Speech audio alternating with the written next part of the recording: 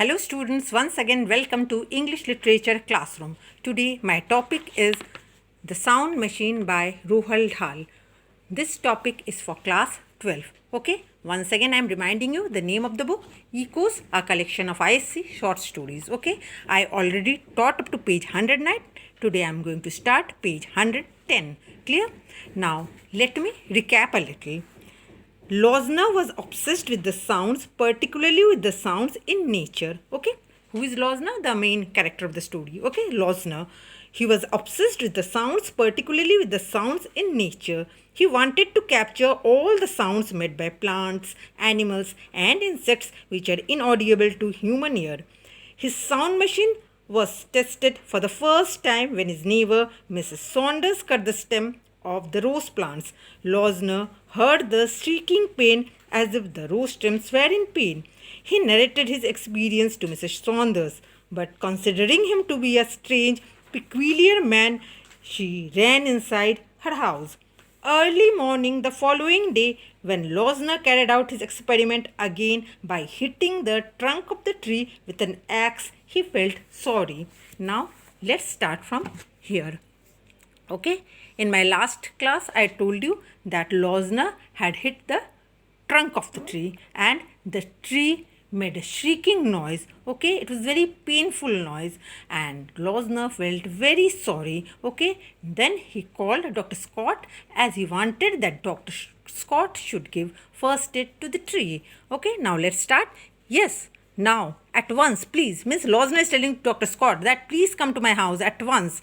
All right, then I will come. And what is the doctor's reply? That he's going to come soon. Okay, Losner sat down, okay, beside the telephone and waited. Okay, now Losner sat down beside the telephone and waited. Waited for whom? Waited for the doctor. He tried to remember what the shriek of the tree has sounded like. Now he tried to remember what the shriek of the tree had sounded like. But he could not. He could not remember. He could remember only that it had been enormous and frightful. Okay, what could he remember? That the shriek was very enormous and frightful and that it had made him feel sick with horror. Okay, the shriek of the tree made Losner feel sick with horror.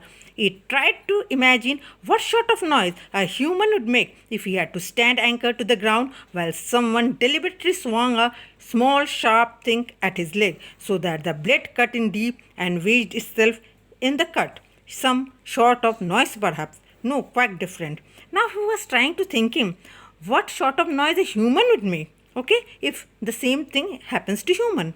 The noise of the tree was worse than any human noise. Okay, now he started thinking that the noise of the tree was worse than any known human noise because of that frightening noise, frightening toneless, throatless quality. He began to wonder about other living things and he thought immediately of a field of wheat. Now what he started thinking? A wheat field. Okay, a wheat standing up straight, yellow and alive, with the mower going through it, cutting the stems, 500 stems a second every second. Now he's thinking that when wheat plants are harvested, at that time so many wheat plants are cut together. Oh my God, what would the noise be like? If one tree is making such a noise, then 500 wheat plants, what a noise they would make, isn't it? Oh my God, what would that noise be like? 500 wheat plants screaming together and every second another 500 being cut and screaming. And no, he thought, I do not want to go to wheat field with my machine. Next, what he is telling? He doesn't want to go to wheat field with his machine. Clear? I would never eat bread after that. And if he hears the sound of the wheat plants shrieking so loudly, he would stop eating bread. Okay, but what about potatoes and cabbages and carrots and onions? Next, he started thinking about potatoes, cabbages, carrots, and onions. What about apples? Next, he also thought about apples. Apples are all right. Next, he is telling that apples are all right because they are not cut. Okay, they are not cut from the stem. They fall off naturally. Why apples are all right? Because they fall off naturally when they are ripe. Apples are all right if you let them fall off instead of tearing them from the tree branch, but not vegetables, not a potato, for example. Potato would surely shriek. Now he's telling a potato would surely shriek. So would a carrot and an onion and a cabbage. He heard at that point when he was thinking all these things, he heard the click of the front gate latch. Okay, and he jumped up. Okay, as soon as he heard the click of the front gate, he jumped up and went out and saw that the tall doctor coming down. What did he see? The tall doctor coming down, the patch little black bag in hand. And what was he having in his hand? Dr. Scott, okay, black bag. Okay, he was having black bag in his hand. Well, the doctor said, well, what's all the trouble? Okay, doctor came and asked, what's the problem? Okay, why had he called so early?